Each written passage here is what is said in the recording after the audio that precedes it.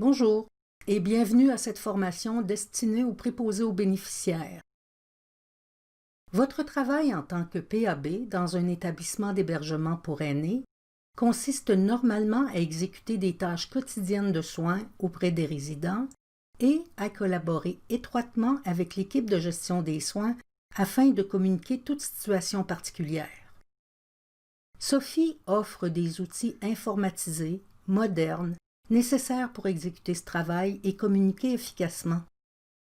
L'information y est disponible en tout temps et y est présentée en temps réel. Vous y trouverez le profil de base de chacun des résidents, selon vos affectations, le plan d'assistance visuelle détaillé pour chacun des résidents, la liste des tâches à effectuer présentée dans un ordre chronologique, différents moyens de communication tels que la messagerie, le rapport interservice, les notes et bien d'autres outils. Sachez que vous pouvez faire une pause à tout moment, revenir en arrière de quelques secondes ou même revoir une section complète. Nous verrons ensemble toutes les fonctionnalités disponibles pour votre groupe d'accès. Allons-y, bonne formation. Débutons avec la connexion à Sophie. Sophie est une application web et le lien Internet vous sera fourni par votre employeur. Cliquons le menu déroulant, sélectionnons notre résidence, puis Connexion par affectation. Ces carrés sont appelés tuiles. Ici, en haut à droite, voici ce que nous appelons le carrousel. Il nous montre les quarts et les équipes de travail. Par défaut, une flèche pointe le quart actuel et une équipe actuellement sur le plancher. Les quarts de couleur bleu ciel sont des quarts de jour. Les tuiles marines nous montrent les quarts de nuit et les tuiles grises les quarts de soir. Nous sommes le 17 avril et il est 11 heures. En bleu ciel, nous voyons actuellement les équipes qui sont sur le plancher. Nous pouvons aussi voir les quarts de travail qui nous ont précédés. Le plus ancien appartient à la journée d'hier et le plus loin dans le temps appartient à la journée de demain. C'est pour cette raison que leurs dates sont en rouge. Avec cette icône, nous pouvons rafraîchir la page comme ceci et avec celle-là, nous basculons vers la connexion sans affectation. Nous y reviendrons plus tard. Cliquons cette icône pour retourner à Connexion par affectation.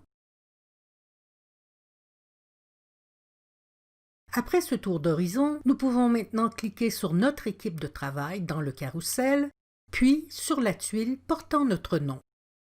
Pour les besoins de cette vidéo, mon équipe est PABJ1 et mon nom est Véro Lachapelle. À notre première connexion, on nous demandera sûrement de changer notre mot de passe, comme ceci. Donc, j'inscris le mot de passe qui m'a été fourni et je choisis ensuite mon mot de passe personnel et secret. Habituellement des chiffres et des lettres, entre 6 et 10 caractères.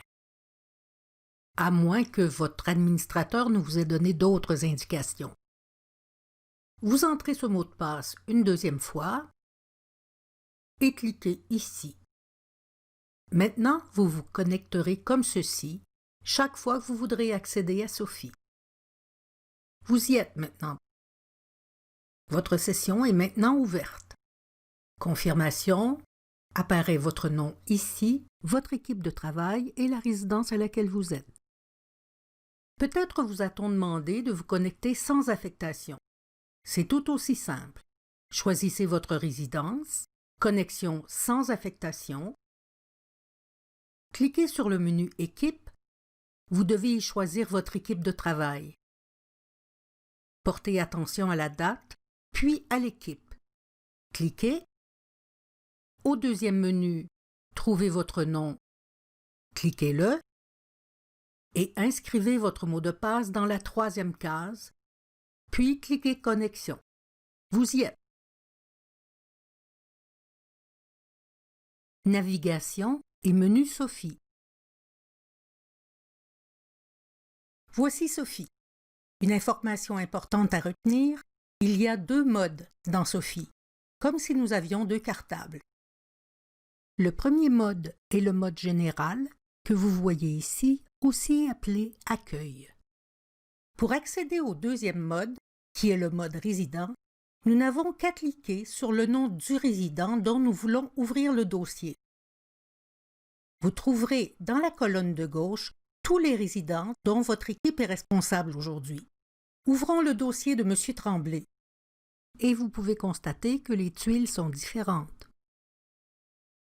Il est donc facile de passer d'un mode à l'autre en cliquant sur la maison en haut à droite pour le mode général ou sur le nom d'un résident pour passer en mode résident. Nous revoici en mode général. Certaines tuiles en cachent d'autres, comme suivi des tâches, à la différence de la tuile rapport interservice qui donne un accès direct à la fonctionnalité. Sophie étant un logiciel versatile, chaque résidence peut bâtir Sophie selon ses besoins. L'administrateur de chaque établissement décide de rendre disponibles les tuiles qu'il souhaite pour chaque groupe d'utilisateurs. Vous verrez peut-être ici certaines tuiles ou fonctionnalités auxquelles vous n'aurez pas accès, mais vous constaterez à quel point ces outils sont faciles d'utilisation. Vous vous y retrouverez facilement grâce au fil d'Ariane, qui vous indique toujours où vous êtes.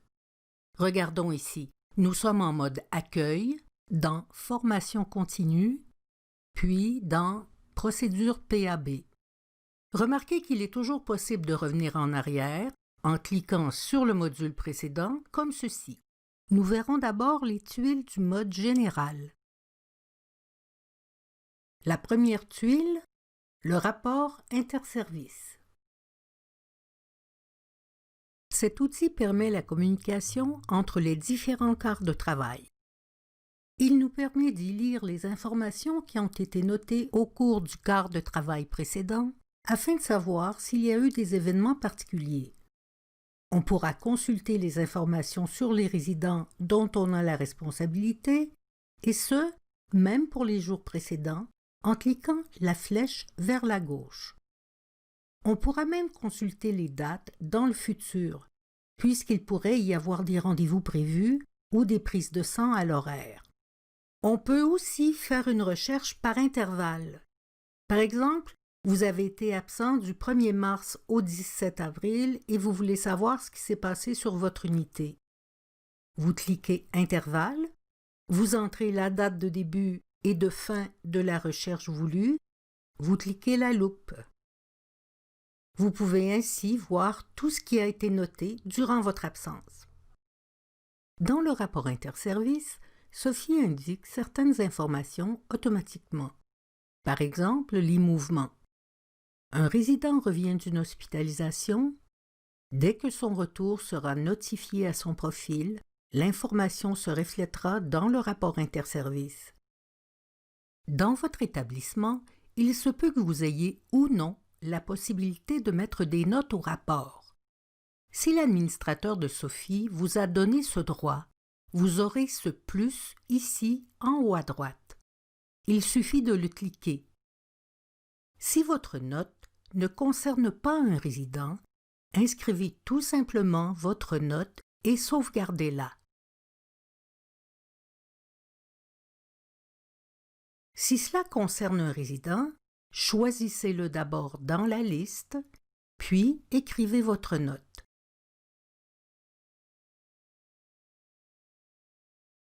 Ces notes porteront automatiquement votre signature, la date et l'heure. S'il vous arrivait de faire une erreur, vous pourriez invalider votre note, mais en donnant une raison. Cliquez le X, inscrivez votre commentaire et cliquez Oui. On pourra voir la raison de l'invalidation en cliquant la loupe.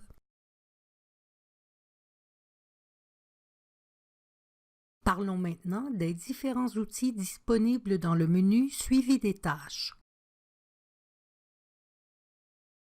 Cliquons Suivi des tâches, puis Routine de travail. La routine de travail est l'endroit où l'on voit la liste des tâches que nous avons à effectuer pendant notre quart de travail. C'est aussi l'un des endroits où l'on peut confirmer avoir fait les tâches. Vous êtes actuellement en mode général. La routine ici concerne tous les résidents qui sont sous votre responsabilité.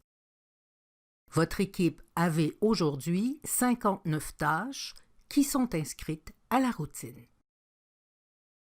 Cette icône ici à gauche nous permet de passer en mode plein écran et ce X à droite nous permet de le quitter. En cliquant cette icône qu'on appelle chevron, on peut faire apparaître ou disparaître la zone de recherche. Nous y reviendrons. Les tâches se présentent ainsi. Tout en haut de la liste, il y a les tâches qui n'ont pas d'heure précise pour l'exécution. Viennent ensuite les tâches par ordre chronologique. À moins d'avis contraire, ces heures sont données à titre informatif. Au fur et à mesure que la journée avance, vous aurez l'occasion de venir compléter les tâches prévues à l'horaire. Vous pouvez compléter une tâche avec le bouton rapide si vous l'avez exécutée dans le temps suggéré. Quand un temps prévu pour une tâche est indiqué, c'est à titre informatif. Si vous voulez donner plus de détails sur la réalisation d'une tâche, vous utiliserez plutôt le statut. Le statut nous permet d'identifier le résident avec sa photo et son numéro de chambre, ce qui nous permettra, entre autres, de noter le temps pour une tâche si, par exemple, cela a été anormalement long. Dans le statut, nous pouvons aussi indiquer qu'une tâche a été refusée, mais nous devons préciser la raison. Nous pourrions aussi notifier qu'un résident était absent. Nous avons ici un lien direct avec le plan d'assistance, qui, s'il a été complété, est un résumé visuel des soins à apporter aux résidents. Prenons un moment pour regarder la recherche. Cliquons le chevron. Nous voyons ici la date d'aujourd'hui. Nous pourrions voir la routine de demain, par exemple. Mais revenons à notre routine d'aujourd'hui et sachons que Sophie est une application dynamique, ce qui veut dire qu'à tout moment, une tâche pourrait être ajoutée à la routine par un responsable des soins, ce qui est une bonne raison pour consulter la routine régulièrement. Voyons maintenant le filtre de recherche Statut. Nous pouvons voir les tâches à faire, tous les statuts, ce qui est fait, en retard, refusé, annulé, reporté ou résident absent. Juste en cliquant sur le statut « Refusé » par exemple, je peux voir que la résidente du 103, Mme Rousseau, a refusé d'être peignée ce matin. C'est moi qui ai confirmé ce refus à 7h37. 2 mots sur le statut en retard. Il est parfaitement habituel d'avoir des tâches en retard dans une routine. Vous pourriez avoir oublié une tâche ou tout simplement, cette tâche a déjà été effectuée, mais n'a pas encore été complétée dans la routine. Sophie est votre outil de travail, votre assistant. Les mouvements, comme les hospitalisations et les absences, seront notés dans le bouton rapide. Vous n'aurez qu'à le cliquer pour confirmer le statut d'absence ou utiliser le bouton statut pour indiquer une situation différente. Y a-t-il un plus sur votre page en haut à droite? Si oui, vous avez la possibilité de compléter une tâche ponctuelle. Qu'est-ce qu'une tâche ponctuelle? C'est une tâche qui n'était pas prévue à la routine, mais que vous avez dû effectuer à cause d'une urgence ou à la demande d'un résident. Ces tâches peuvent être choisies dans un dictionnaire qui a été préparé par l'équipe des soins. Ce sont les seules activités que vous pouvez confirmer de façon occasionnelle. Il faut d'abord cliquer le plus, choisir le résident qui a reçu le service, cliquer les 3 petits points pour ouvrir le dictionnaire, choisir le soin. La date et l'heure sont des champs modifiables. La durée et la raison sont des champs obligatoires et vous avez un espace pour un commentaire. automatiquement toutes les tâches ponctuelles apparaîtront au rapport interservices. Et nous retrouverons le même plus avec les mêmes fonctions sur la tuile routine de travail.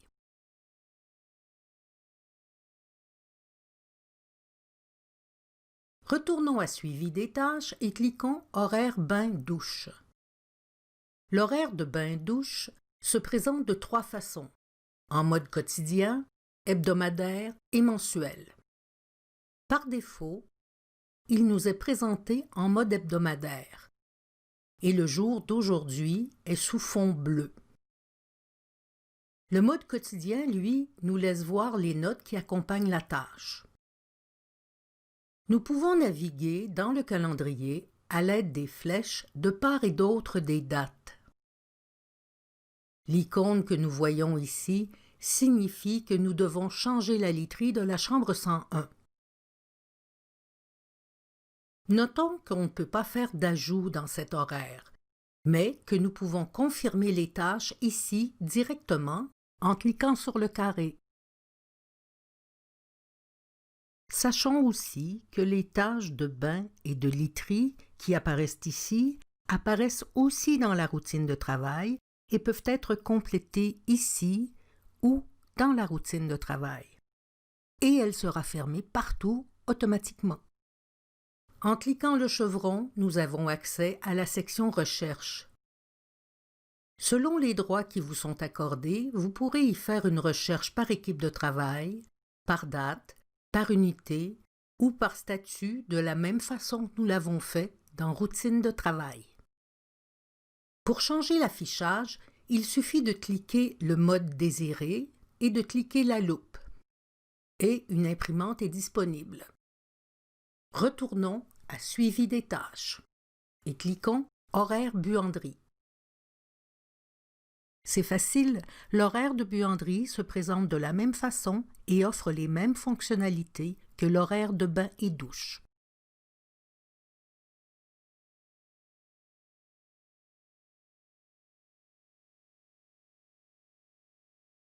En tant que PAB, vous pourriez voir la tuile Équipe.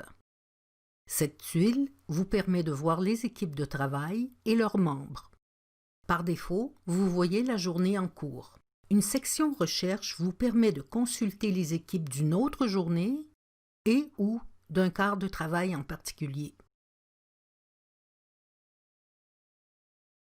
La formation continue.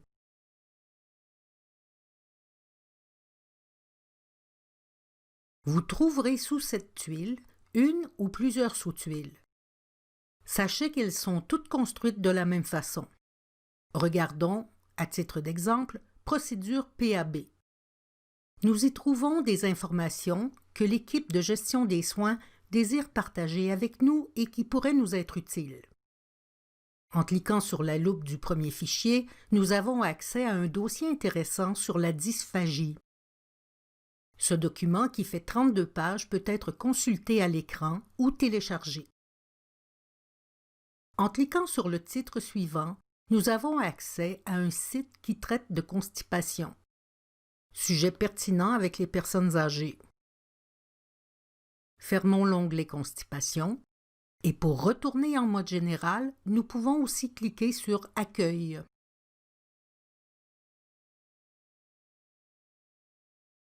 Le tableau de bord. Voici la tuile tableau de bord.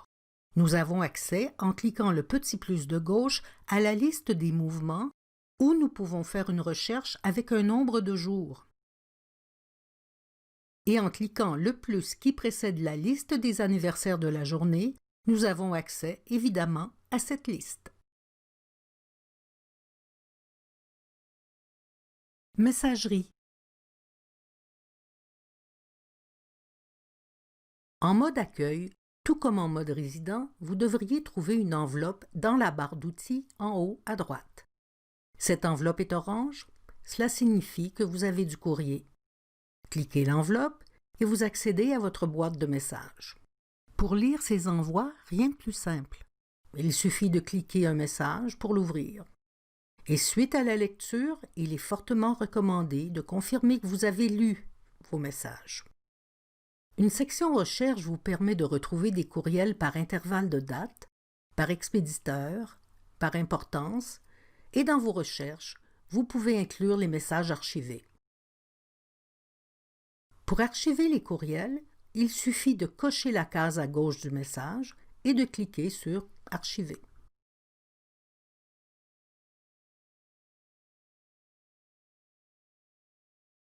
Préférences utilisateurs et aide en ligne. Voici le bouton « Préférences de l'utilisateur ». Nous avons le choix de la langue, l'anglais ou le français. Nous pourrions faire une sélection pour les horaires bain et buanderie, c'est-à-dire voir le quart de travail en cours ou voir l'horaire pour toute la journée. Si nous ne faisons pas de choix, nous verrons par défaut la configuration prévue par l'administrateur. Ici, nous pouvons faire le choix par défaut de naviguer dans les dossiers résidents à partir du tableau de bord.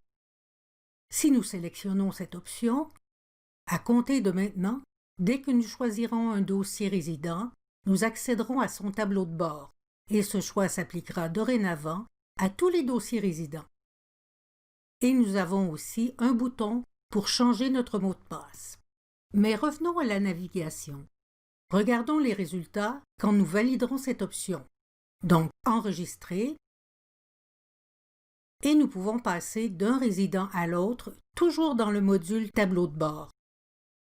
Avec cette sélection, nous avons accès à toutes les tuiles de Sophie en mode résident. Et pour revenir aux tuiles du mode résident, par défaut, nous enlèverons tout simplement le crochet. Mais n'oublions pas d'enregistrer notre choix. Où que vous soyez dans Sophie, vous pouvez toujours cliquer sur le point d'interrogation en haut à droite et on vous proposera les informations sur le contexte où vous êtes dans Sophie. Voici un exemple. Vous avez besoin d'aide alors que vous êtes dans la routine de travail du résident. Cliquez. On vous propose routine de travail en mode général ou en mode résident. Vous cliquez et on vous montre les explications complètes sur le contexte choisi. Si vous allez tout au bas de la page, vous voyez s'il existe des vidéos sur le sujet. Ici, on vous propose la vidéo sur la routine de travail et une autre sur la tâche ponctuelle. Cliquez votre choix et démarrez le tutoriel. Il est possible de mettre le tout pleine page, d'augmenter ou de diminuer le volume, faire une pause et même de revenir en arrière. Vous avez ici un champ recherche qui vous permet de trouver tout ce dont vous avez besoin. Ainsi, vous ne serez jamais pris au dépourvu. C'est ce qui conclut le mode général. Allons maintenant voir ce que nous propose le menu résident. La liste des résidents et ses recherches. Dans la colonne de gauche, nous trouvons la liste des résidents qui sont sous la responsabilité de notre équipe de travail aujourd'hui. Tout en haut, nous avons un champ recherche. Nous pouvons faire une recherche par nom de famille, par prénom et par numéro de chambre. Il y a 11 résidents assignés à notre équipe. Faisons une recherche avec le prénom Gilles. Cliquons la loupe. Monsieur Gilles Trépanier est à la chambre 109 et dans la chambre 110, nous retrouvons Monsieur Martel. Maintenant, comment faire pour revoir tous nos résidents? Il faut tout simplement vider le champ de recherche et ensuite cliquer la loupe. Il est aussi possible de faire une recherche avancée avec le numéro de dossier, le numéro d'assurance maladie, le nom du conjoint, le nom d'usage, les types d'admission et d'hébergement. Faisons une recherche avec le nom du conjoint le mieux. Cliquons Recherche. Le résultat, Madame Ginette Lamontagne, dont le conjoint s'appelle Monsieur Lemieux. Voilà.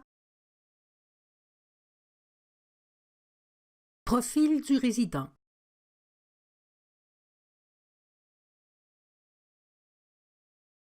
Ouvrons le dossier de Madame Lamontagne. Oui, nous sommes bien en mode résident. Nous voyons ici 4 tuiles principales. Ouvrons Profil du résident. Sous cette tuile, nous avons 3 sous-tuiles, dont la première est Profil. Cliquons. Nous y voyons les données démographiques, les numéros de dossier, le mode d'administration de ces médicaments, les mouvements, ses allergies, ses intolérances, le nom de son médecin et plusieurs autres renseignements comme sa pharmacie. On y trouve aussi sa capacité d'évacuation. Mais revenons tout en haut de la page et regardons nos outils. Un menu déroulant nous permet de choisir une section dans le profil et d'y accéder directement sans avoir à dérouler toute la page. Cette icône nous ramène aux tuiles principales en mode résident. Et cet outil nous permet d'imprimer certains documents comme le rapport d'hospitalisation. Un résident quitte pour l'hôpital, nous pouvons facilement imprimer les documents requis. D'abord, cliquons l'imprimant, choisissons Hospitalisation. Veut-on inclure le PTI, le plan d'assistance et un rapport d'incident-accident? Maintenant, entrons la période pour laquelle nous voulons les signes vitaux et les notes infirmières. Nous pourrions aussi ajouter une note. Demandons l'impression et voici ce que nous avons demandé. Tout est là.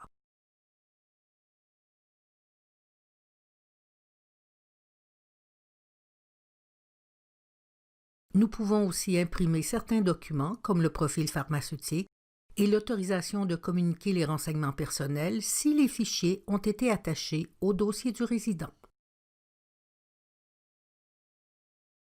Utilisons le fil d'Ariane, cliquons Profil du résident et allons voir la sous-tuile Tableau de bord du résident, qui montre un résumé de son identification, les alertes et notifications s'il y en a, et l'historique des renseignements mis au dossier de Madame. La troisième sous-tuile propose Intérêts, loisirs et histoire de vie, où l'on retrouve ce qu'elle aime, où on nous raconte un peu le genre de vie qu'elle a eu. Quand le temps nous le permet, c'est une belle façon de faire connaissance avec les résidents que nous ne connaissons pas.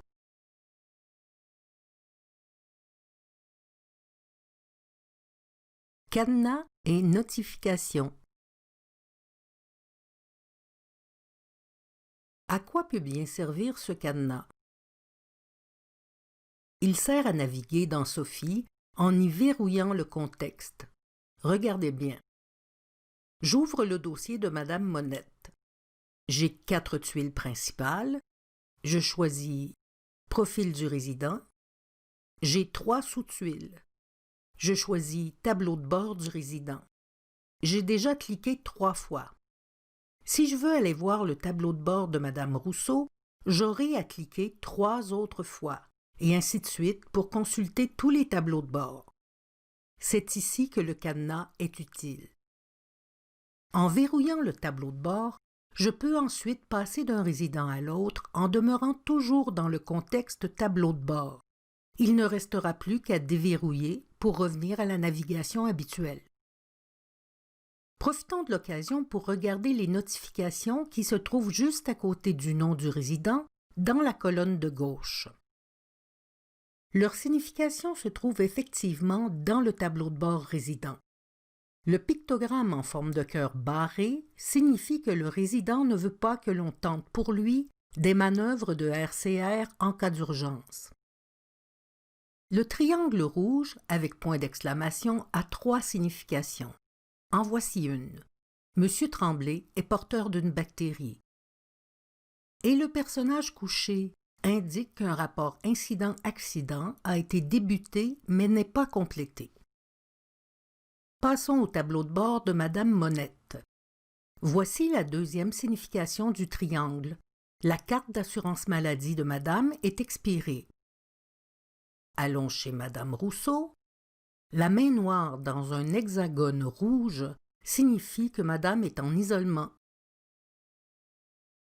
Chez Madame Larue, du 107, le triangle rouge indique qu'un des signes vitaux est anormal.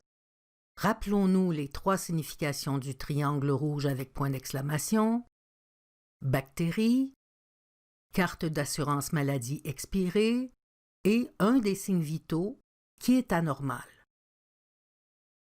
L'étoile noire du 109 nous indique qu'il y a eu un ajout important au dossier de M. Trépanier.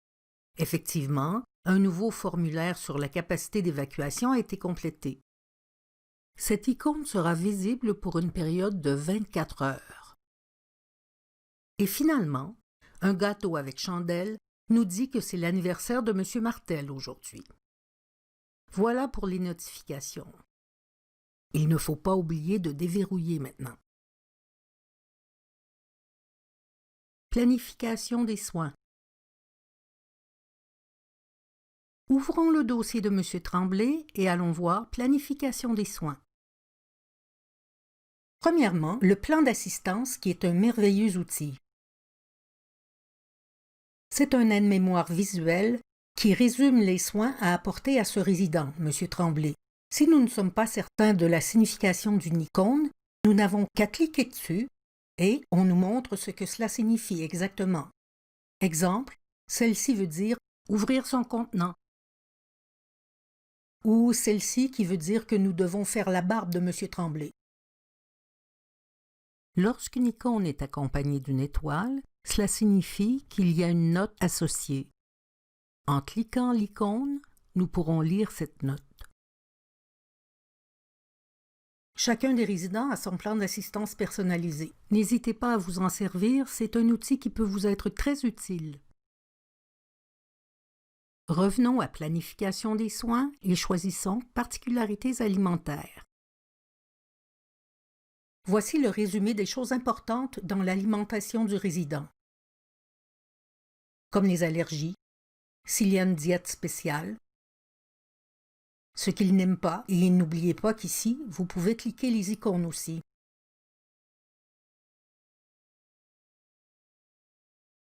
Et finalement, la tuile Routine de travail. Celle-ci, puisque nous sommes en mode résident, ne contient que les tâches concernant M. Tremblay.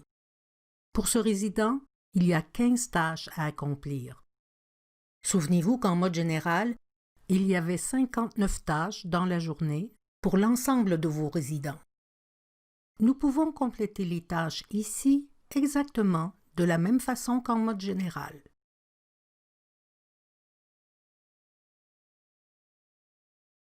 Le dossier notes. Peut-être avez-vous une tuile appelée dossier notes. Cliquez dessus. La sous-tuile Notes PAB répertorie les commentaires qui ont été inscrits au dossier du résident par les préposés. Nous retrouvons nos outils habituels. Le chevron qui nous donne accès à la recherche avec les filtres de date par intervalle, par auteur, par carte de travail, par fonction et même par texte. Exemple, je cherche le mot « cœur » dans une note.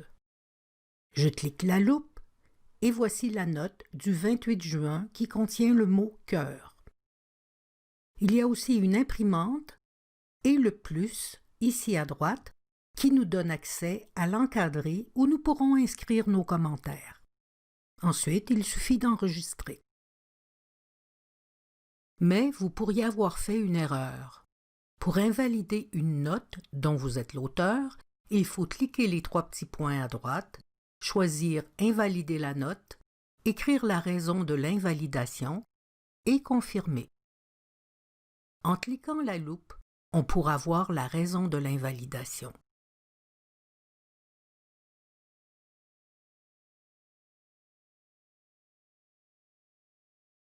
Surveillance clinique. Sous surveillance clinique, nous avons 3 sous-tuiles, dont la première est élimination intestinale. Cliquons Nous pouvons y faire une recherche par année et par mois, mais cliquons plutôt le plus de droite. Voici comment inscrire les informations. D'abord, vérifions si c'est la bonne date et la bonne heure. Ensuite, de quel type était la selle? Nous pouvons nous référer à l'échelle de Bristol, ici, juste à gauche. Puis, notons la quantité, la couleur et s'il y a un examen de laboratoire prévu. Et puis, il suffit d'enregistrer.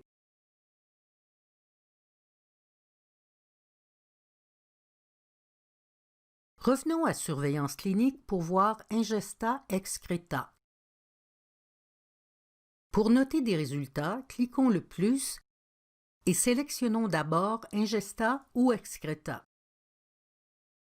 Puis, pour Ingesta, choisissons la quantité dans le menu déroulant. La même chose pour excreta, à l'exception des quantités qui doivent être notées en millilitres. Les résultats sont cumulatifs sur une période de 24 heures. Et ici, la recherche se fait par intervalle de date. Voici le cumulatif de la journée. En cliquant la loupe, il sera possible d'en voir le détail. Allons maintenant voir les signes vitaux.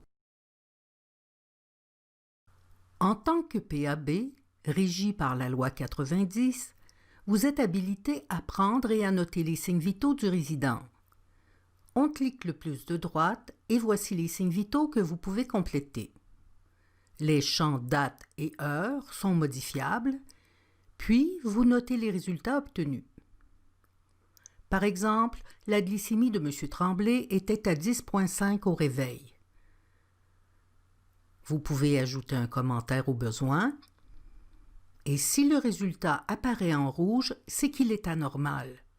Notez que les données s'accumulent dans le dossier et pourront être consultées par la personne qui supervise les soins. Un résultat normal pour la glycémie dans le futur fera disparaître l'alerte.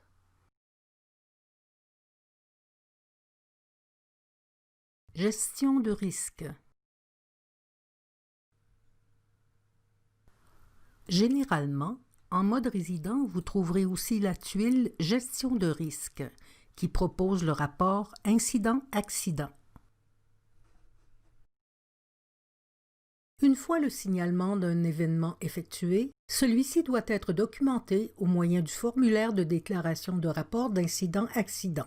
Toute personne qui constate un événement doit remplir un formulaire de déclaration, qu'elle soit directement impliquée, qu'elle le découvre, en soit témoin ou la première informée. Nous devons compléter un rapport de déclaration d'incident-accident pour M. Beaulieu. Sélectionnons son dossier, allons à Gestion de risque, puis Incident-accident. Il y a déjà un rapport qui date de 2016 au dossier de monsieur. Pour ouvrir un nouveau formulaire, cliquons le plus en haut à droite. Il y a 3 volets dans ce document. La première section est réservée à la personne qui constate l'incident ou l'accident. Allons-y. Le numéro de l'événement, le nom, le numéro de chambre et la date s'inscriront automatiquement au dossier. Nous devons noter l'heure et l'endroit où l'événement est survenu. À la section 3, nous devons décrire l'incident ou l'accident clairement et objectivement. Il est bon de noter le plus de renseignements possible sans faire d'accusation. La section 4 sert à préciser la nature de l'événement et les renseignements de la section 3. La section 5 est destinée à préciser les conséquences immédiates subies par le résident. Il faut inscrire toute conséquence observée qui affecte la santé ou le bien-être de la personne. Il faut être précis. Quelles parties du corps sont affectées, l'intensité de la douleur, les blessures visibles, la possibilité de fracture, la peur, l'anxiété. Chaque détail est important.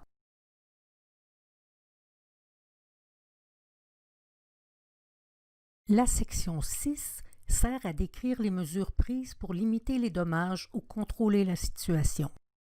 C'est aussi dans cette section que seront identifiées les personnes qui ont été prévenues. À la section 7, s'inscriront automatiquement le nom de la personne qui a constaté l'événement et qui produit le rapport, ainsi que la date de la déclaration. La section 8 permet au déclarant de proposer des mesures susceptibles de prévenir la répétition d'un tel événement. Le déclarant doit remplir cette section. La section 9 permet de préciser le nom des autres témoins de l'événement. Ce serait judicieux de prendre en note les numéros de téléphone de ces témoins.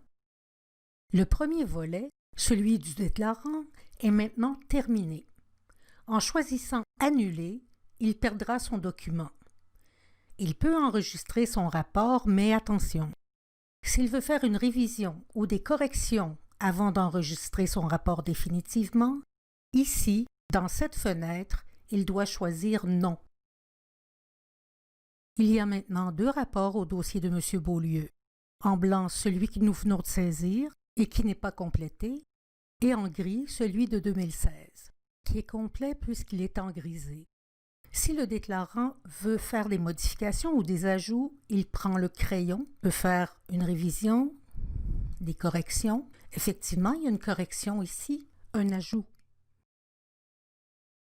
Tout semble lui convenir maintenant, il peut donc enregistrer son rapport, définitivement. Son volet est maintenant complet.